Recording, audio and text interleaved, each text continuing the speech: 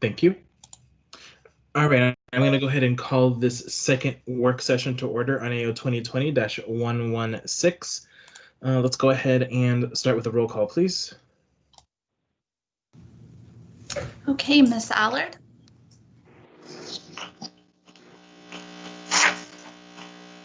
Mr. Constant. Mr. Dunbar. Here. Ms. Kennedy. Ms. LaFrance. Here. Thank you. Mr. Trasperdia.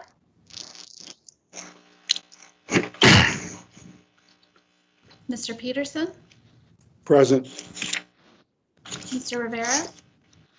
Present. Mr. Weddleton. Here. Ms. Zolotel. Here. Thank you. Thank you. All right, as usual, if members want to get in the queue, please put yourself in chat or text me if you can't access the chat. All right, so the purpose of today's work session is to just go over an S version. I'm hopeful, crossing fingers, that we have an S version ready to go. Otherwise, we can talk about it contextually. Miss Allard, I see you raising your hand. Yep, I just wanted to let you know I'm here. Thank you, Chair. Okay, thank you. All right. So with that, do we have someone to present an S version of the ordinance?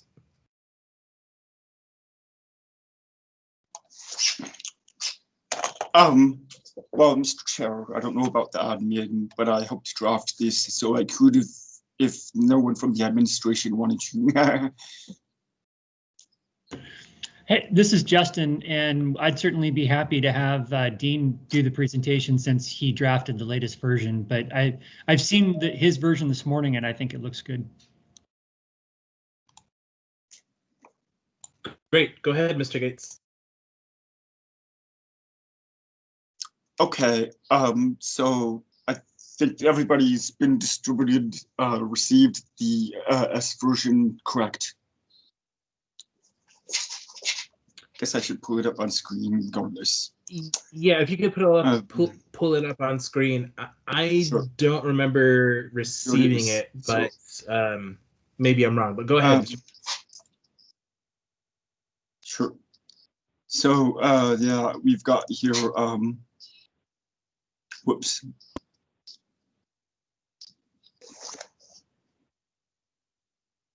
I'm sorry, this isn't quite the most recent version. Give me a second, please.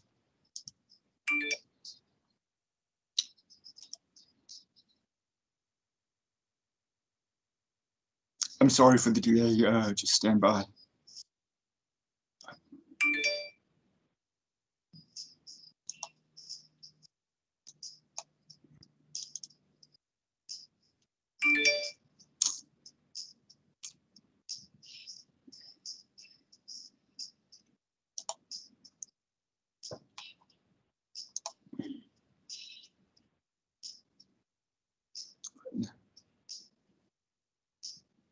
My.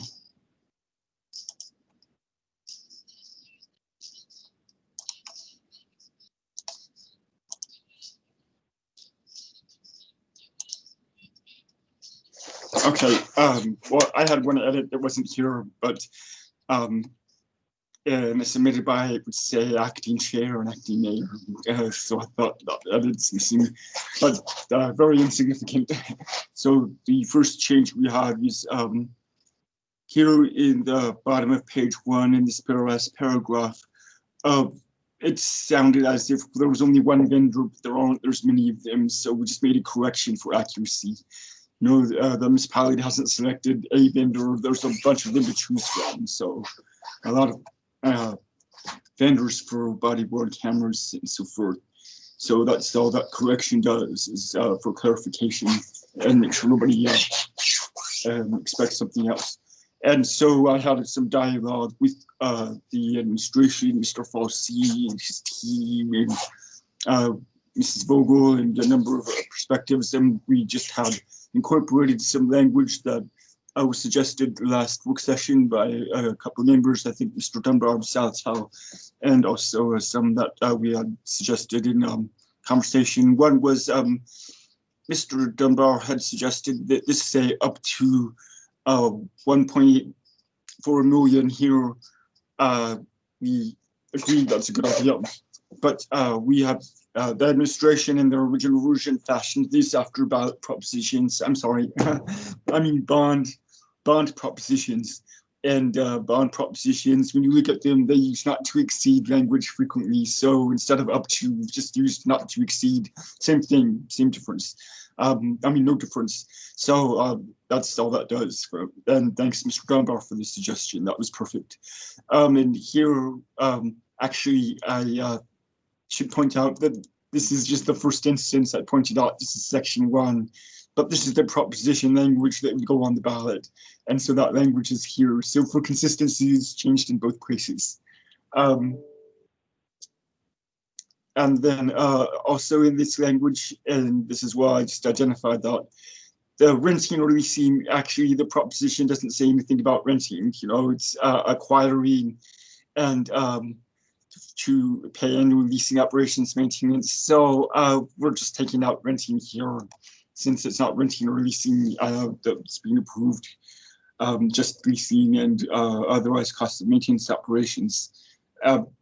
So then we have here, we are doing how these various items that this special tax levy is financing the purchase and acquisition of. So as members identified, perhaps the ordering it with body-worn cameras first is sort of misleading, because the bulk of this is for the computer-aided dispatch and record management and so forth. So this just takes out that. So computer-aided dispatch is first, record management systems, digital evidence, in-car and body-worn cameras here at the end, and related technology and services. And again, that same change is reflected in the ballot proposition language, which the voters would be reading here. So we're ordering that language. And then the proposition title that would be on the ballot, it's also changed. So it's not listing out like first body-worn cameras, instead just making a more umbrella term. The APD's information technology systems, you know, that needed to be funded here. And so that's all that change does. And here in these parts, these are the same changes I just went over. Here this year, again, we the administration fashioned this after bond propositions that we usually see for capital improvements, as required by law. They inform voters of what, you know, the costs are going to be to them, and that's usually expressed in how much per 100,000 of assessed property value within the municipality. But the basis of those assessed property values in the municipality, you know, we have January 1, the assessment date, and the property values, you know, eventually are for the entire municipality. What is it? Something 30-something billion total. That's here. And in bond propositions, it's usually the same year because we passed those in January. And by the time the voters get it, we have in a total assessed value for that year in which the election is taking place. And so instead of 2020 last April, you know, this is saying, I'm not April, I mean this current year, this will be in the 2021 ballot. So we have the 2021 assessed values as the basis year for this estimate. And I need to say this, though, with a huge grain of salt, because as Mr. Fossey said, we need OMB to weigh in on this year of change here. And so we agree that bond propositions usually have that year, same year in which the elections taking place as the property valuation basis, but we need OMB to say this is okay. They're the experts. So waiting for a little word on that. And here's just language that is indicative of, and also more closely tracks bond propositions.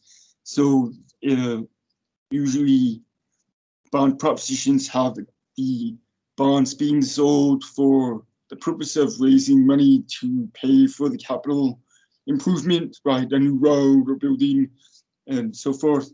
But there's also maintenance and operation costs, which are going to be ongoing annually.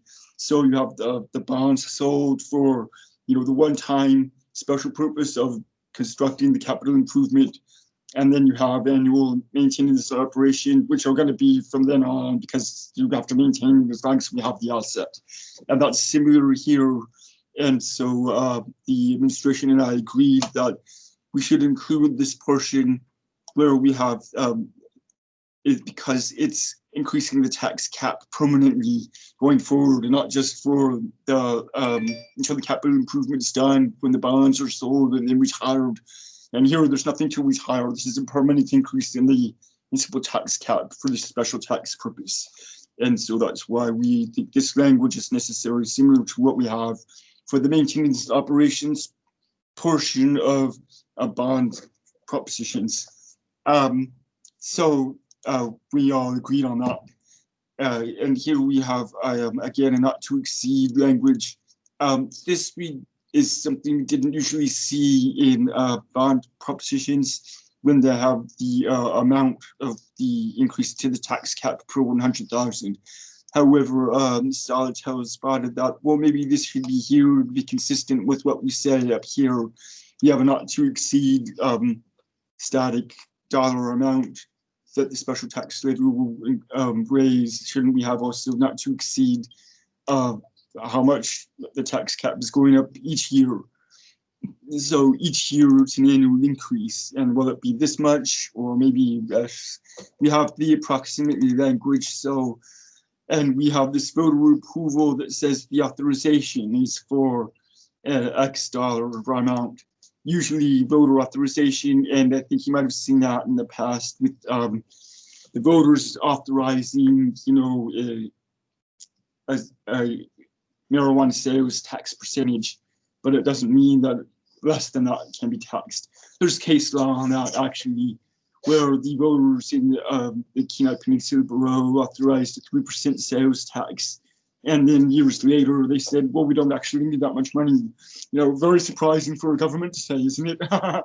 But they lowered it to 2%. And then years later, they go, well, we need more money again. And they raised it to 3%. There was a lawsuit about that, increased to 3% because the voters didn't approve it. But the court said, the original proposition, the voters authorized the percentage amount. And so the municipality, the borough, in Kenai chose to do this. That was okay. And they decided to go back up to what the voters had authorized. That was okay. The voters had already authorized that. The borough couldn't go above what the voters authorized. And so is this necessary? Maybe not. Is it helpful? It probably is. So we highlighted that language as something that's not usual in bond propositions that we see, but maybe it's a good idea, and so we leave that to the judgment of the body. And thank you, Mr. Salatel, for spotting that. And so we have then here this other change, which is simply to also reflect what we see in bond propositions. This is to pay for what, the increase to the tax cap and the purpose of it. And maybe it's a little redundant here, the special tax levy is for this, but the tax cap increase is also for this, and releasing operation maintenance costs related to this equipment described above.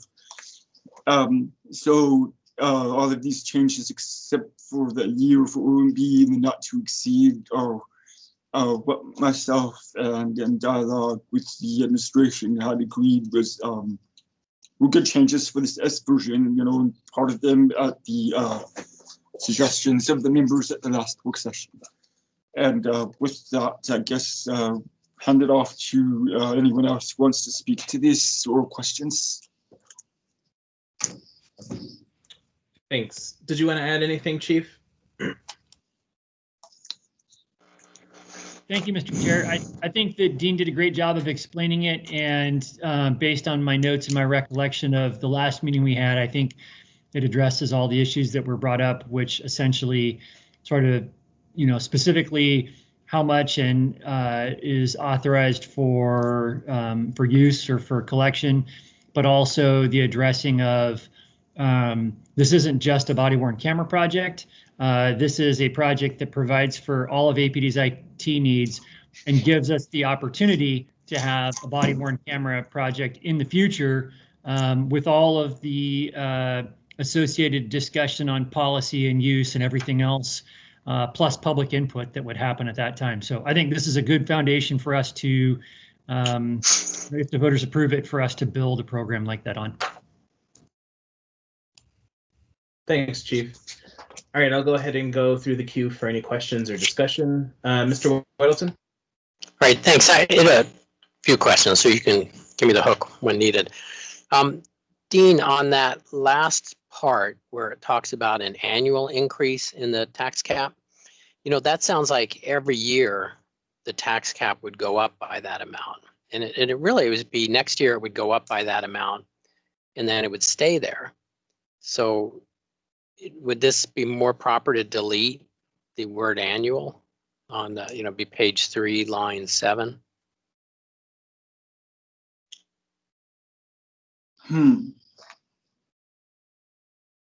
I hadn't thought of that, and I think I hadn't thought of that because we compared this with what we see in all of those bond proposition languages and be relevant to the maintenance and operation costs for the new improvement that's been financed by the bonds.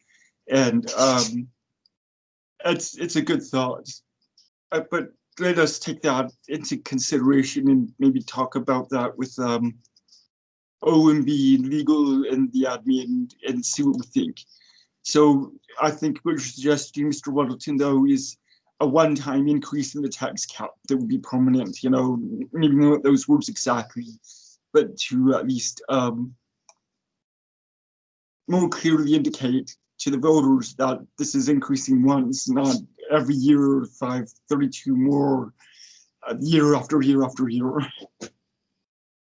Right. I mean, you could delete annual or maybe change it to a one-time increase. It would stay. And then just moving down to line 9, when you say not to exceed approximately $5.32, it seems like not to exceed doesn't need an approximately in there. And maybe it would be better delete, you know, not to exceed, delete approximately and make that $5.50 or something.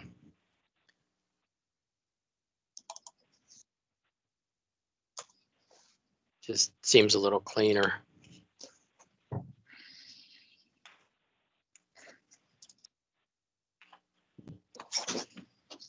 So Okay, no comment on that. Can, like I said, talk with some of the other experts and confer with you on some specific language after the work session. Okay, and then one last one more to I think the chief. You know, we did something very similar with the fire department this last April, and it was for a whole variety of equipment that they use. And this is more on the software side, but it would also include the cameras and so on. So I just wonder, are there, I think of the whole spectrum of all the stuff hanging off the belt of every officer. You got handcuffs, you got firearms, you got the taser, you got even the uniform and the and I think the vests we're doing through some other way too, or we saw something recently on that, but I guess the feds help pay for that. But I mean, is a whole bunch of equipment something that should also be maybe included in this, or would we see that sometime in the future? So this is Justin. To answer Mr. Weddleton's question, I mean, this is specifically designed around the information technology needs that we have. And it came up, I think, because we started to discuss body-worn cameras over the course of this year, but also that sort of folded into the existing technology needs that we have. And my recognition that we're not in a position to do sort of a one-off project, and they need to be sort of strategically aligned. And so that's why it was my suggestion to the administration that we try to do this in a more cohesive way. As far as other equipment goes, when you see in our annual budget, there are a lot of non-labor items that kind of go to equipment, or for example, when we every time we have a police academy, right there, you see it in the budget, whether it's for existing positions or we're adding positions, there's typically a non-labor cost associated with the academy that's largely for equipment. And so the initial outfitting of an officer happens that way. And then, if you're, well, like for example, last winter I fell down and broke my holster, and so I needed a new holster. So I go and get a new holster from the armor, but that that's an operating budget item essentially on an annual basis. So I don't know if that really answers your question. I guess if the assembly were inclined, you could look at trying to fund aspects of the department's non-labor stuff in a similar fashion, but obviously that's not what this is looking to do. Does that answer your question, sir? I may have in there. Well, I know this isn't looking to do that. I just wondered if you were looking at that. I mean, it might be different. I mean, the fire department, they have their chest compactors or chest, all that, emergency help hurt people stuff. Sure. And it sounds like yours is, well, you don't need a whole reset on, any of your equipment. It's just kind of as you need it for an academy or broken stuff. So it's not quite as inclusive as the fire department. I think so. Right? And I think this is sort of the police equivalent of that. Like what we're trying to address here is, even though it's not the same equipment, it's equipment that kind of falls into the same category of, technical things that we know sort of have a relatively short lifespan, whether it be software or hardware, like the cameras that you mentioned. And this gives us a way to, instead of trying to bond and buy and then have it expire and then bond and buy, we set up something similar to what the fire department did, which is enter into a lease agreement with a manufacturer, and then I don't have to worry about the cameras in 3 years, being usurped by some new technology. That's part of the contract, and the vendor just supplies a whole new realm of cameras. So we're not trying to do that. Where a lot of the other equipment that the officers have, I guess, is a little less prone to expiration. So anyway, I think that's the answer to your question. Yeah, no, that's helpful. Appreciate it. Okay. Thank you. That's my list, Felix. All right. Thanks, John. Is there any other discussion?